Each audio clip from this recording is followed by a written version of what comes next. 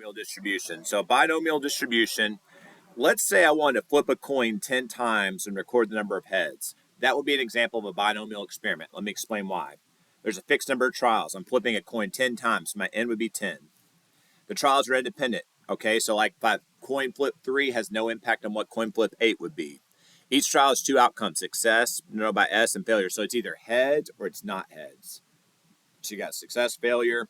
For each individual trial, the probability of success is the same. So each time I flip a coin, it could be 0.5 chance of laying on heads, 0.5 chance of laying on not heads. So my P would be 0.5. My Q would be 1 minus 0.5, which is 0.5.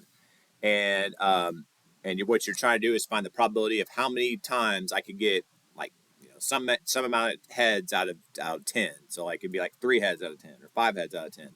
So let's talk about a binomial experiment using P, Q, N, and R. All right, I'm using the textbook of medical physiology. 9% of the population has blood type B. Suppose we chose 18 people at random from the population and test the blood type of each. What's probably 3 of these people would have blood type B? No, independence is approximated because 18 is extremely small sample size. Because if we were taken from a small population, then we couldn't say it's independent. But it's 18 out of a large sample size, so we could say that the probability of getting blood type B from person to person is not going to be different. In this experiment, we're observing whether or not a person has type B. We say that the success is a person that has type B blood. What do you think failure would be?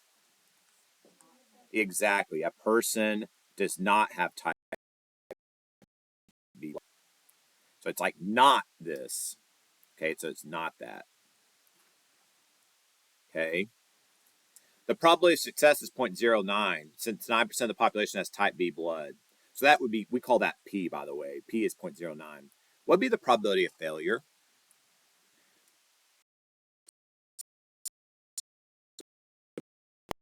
Equals 1. The probability of failure would be Q, which is failure, is 1 minus P. So it'd be 0.91.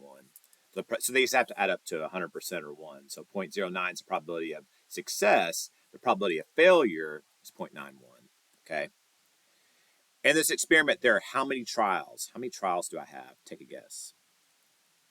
Let's look. Suppose we chose 18 people at random to test their blood type. So the number of trials N would be 18 because there's 18 people. We wish to compute the probability of 3 successes out of 18 trials. So R is representing the number of successes. So how many successes are we going to have here? 3. So we're doing 3 successes out of 18. We're not going to calculate the probability. We're just setting up the binomial probabilities here.